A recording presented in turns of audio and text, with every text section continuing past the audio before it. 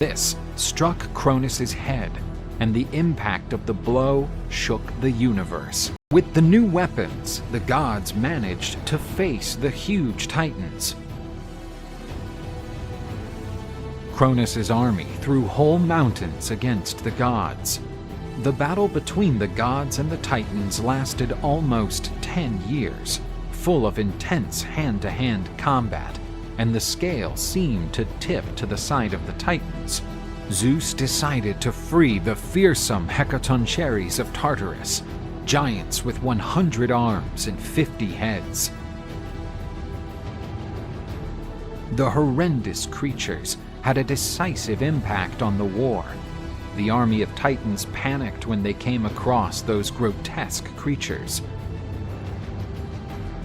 Zeus gathered all his power to give even more energy to his most powerful lightning bolt.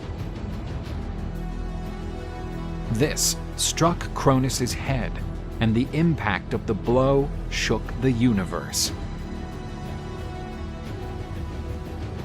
The Titans were subdued and punished exemplarily.